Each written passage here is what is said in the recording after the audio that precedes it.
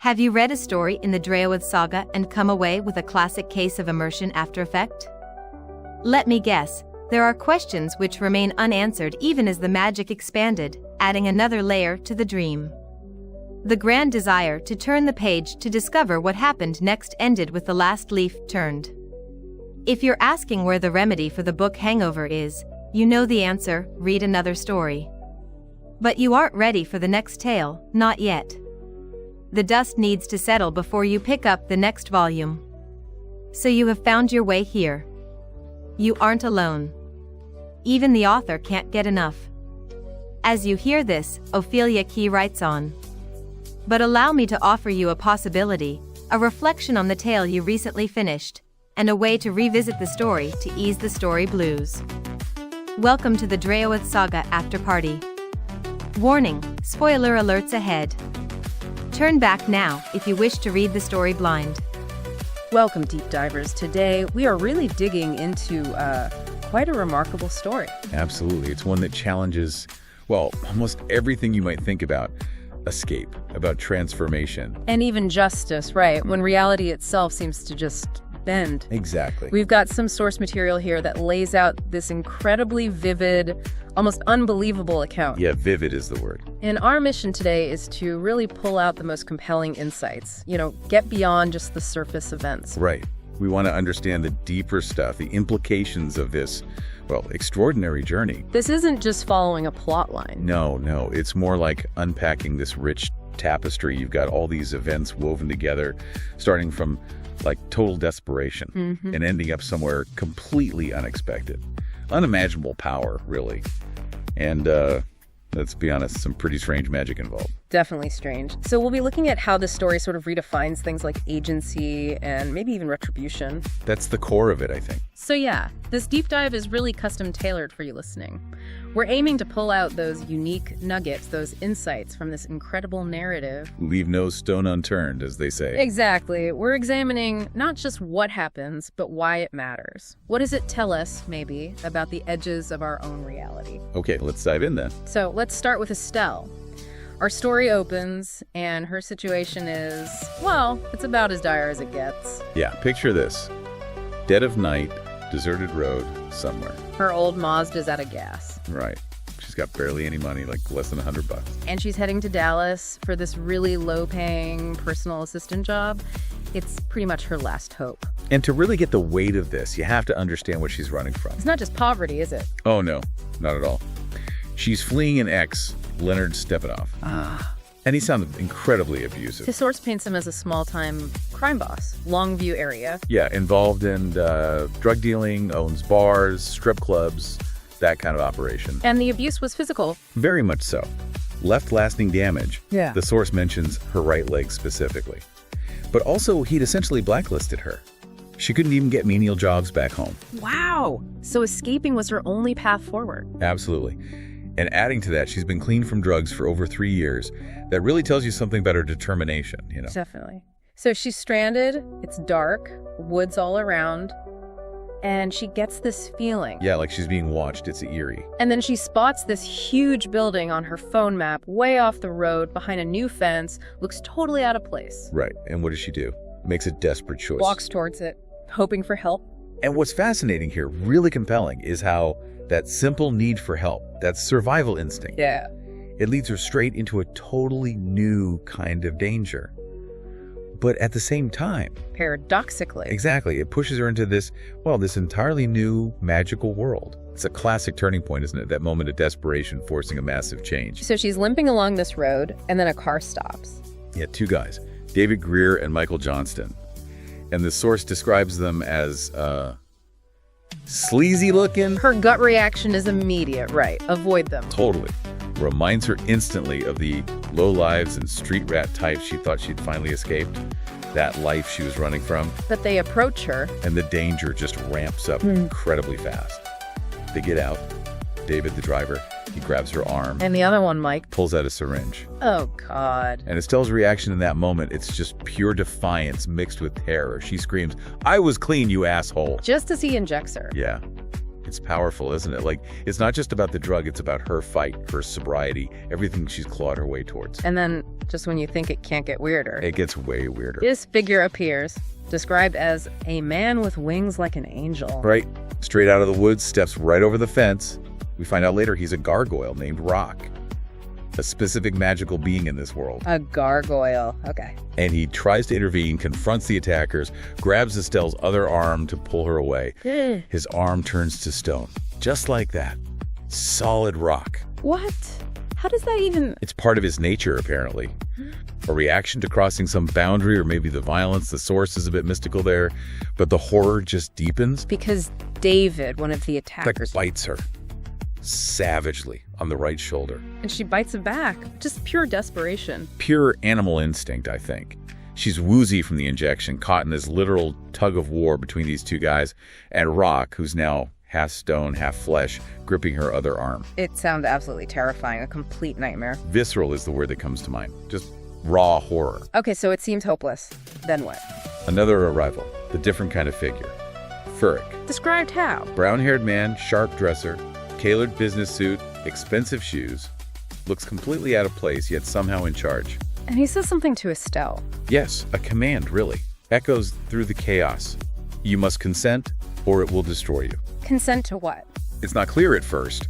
She's confused, exhausted, probably terrified. Yeah. But she gives her consent. What else can she do? Wow.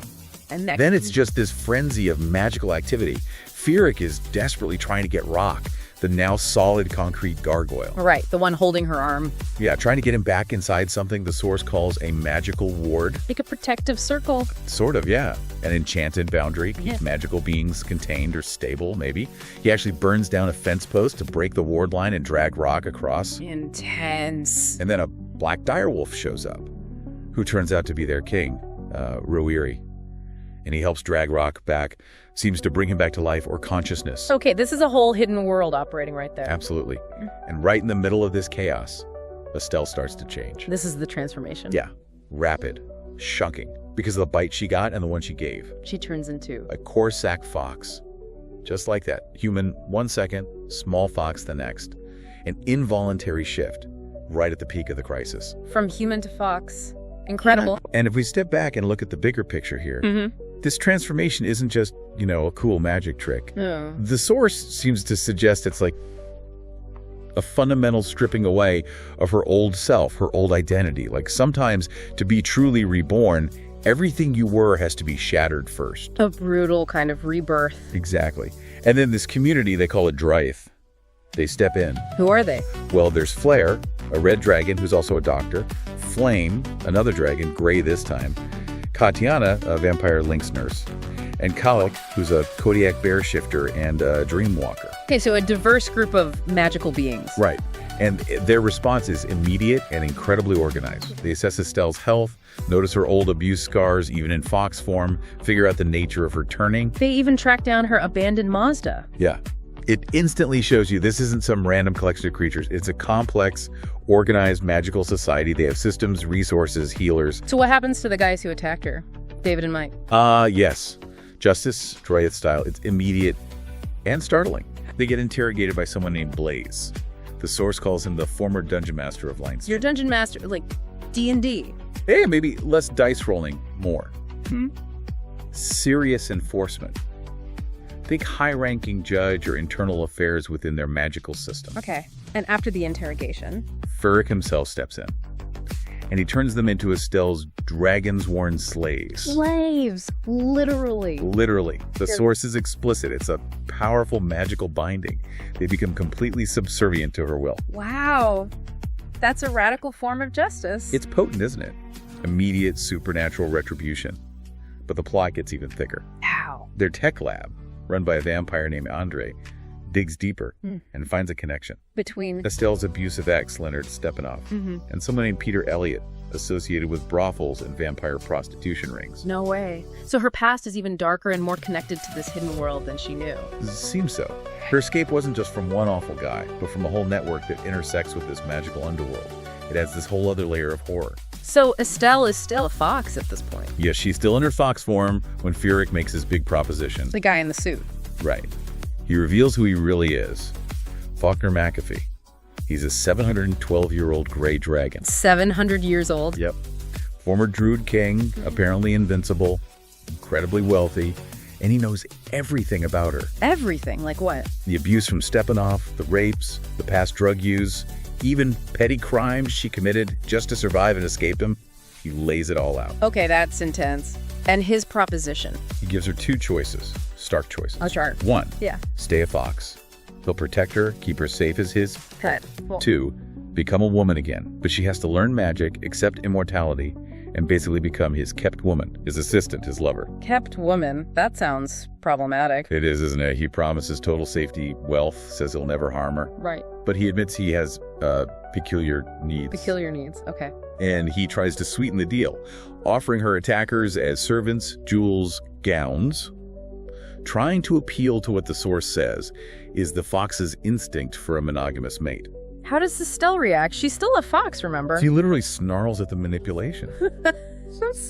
The safety is tempting, and the idea of not eating mice anymore is apparently very appealing to her fox self. So she accepts. She does, but, and this is crucial on her terms, What are her terms? she tells him basically, if you ever hit me, this whole deal is off. I've had enough of that for several lifetimes. Good for her. Anything else? Yeah, she demands monogamy. And her exact words, according to the source, were no weird shit in bed. Huh.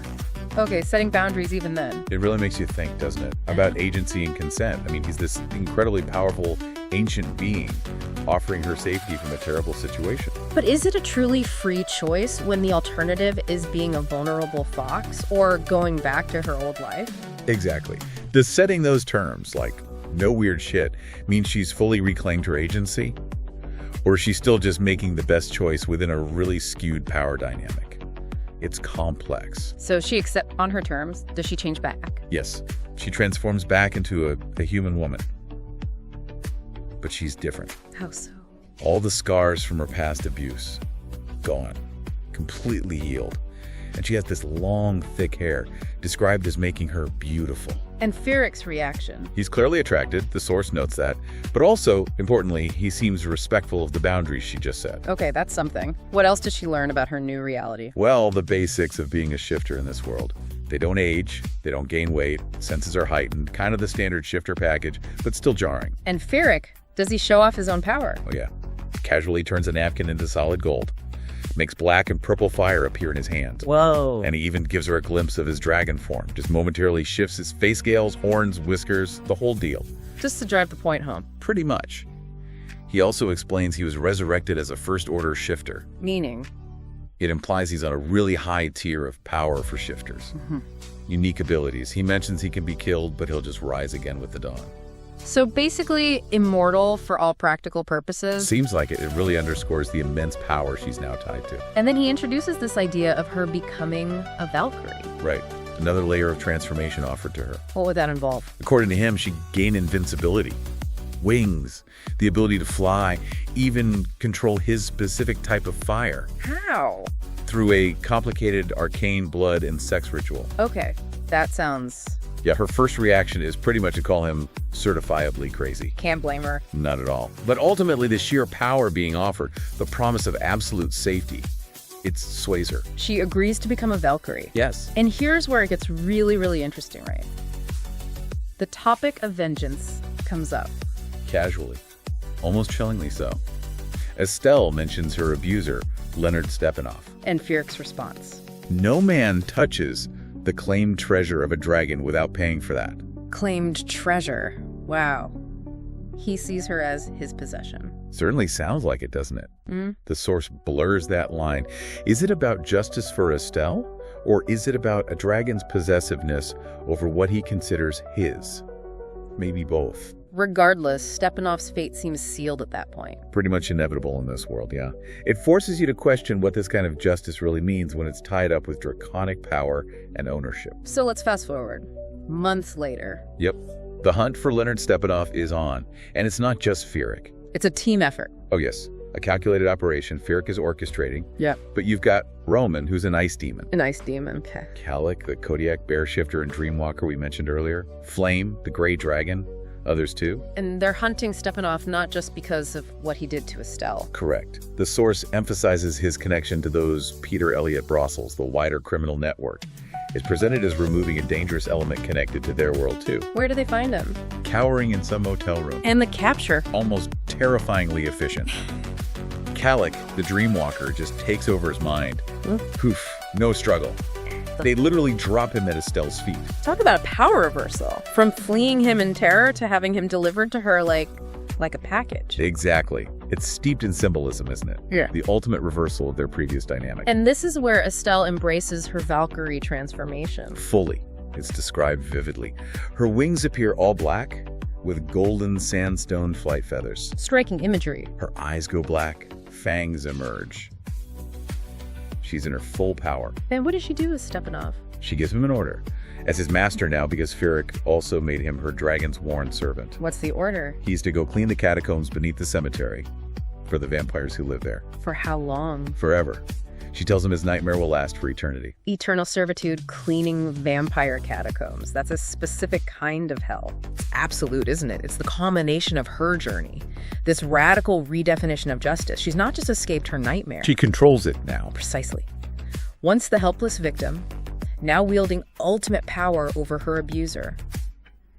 But again, the source makes us sit with that. The lines between justice, vengeance, and maybe even absolute control are really blurred here. Estelle's transformation is just staggering when you lay it all out. From that woman on the side of the road, out of gas, running from a monster. To someone who literally commands monsters and becomes something magnificent and terrifying herself. It really pushes you to reconsider reality, accountability, the choices we make, or the choices made for us under, extreme circumstances. Yeah, absolutely. It's a story that definitely challenges easy answers. Which leads us to that final thought, doesn't it? Something to leave you, the listener, pondering. Go for it. In a world where magic is real, where survival might mean becoming something else entirely, something maybe even crazy. And where justice can be this immediate, eternal, supernatural force. What does it really mean to reclaim your story? To define your own freedom, even if it means embracing the unbelievable? That's a heavy one. A lot to think about there. Definitely. Well, thank you for joining us on this deep dive into such an extraordinary narrative. A pleasure, as always. We hope exploring Estelle's journey encourages you to think about the unexpected paths transformation can take, and maybe question what justice can look like, even in its most radical forms. A special thank you to OK Music Writers for writing and sharing Enter the Dream. Don't forget to like, share, and subscribe. Thank you for your support. For more, visit opheliakey.com. Welcome to the dream. Sincerely, OK.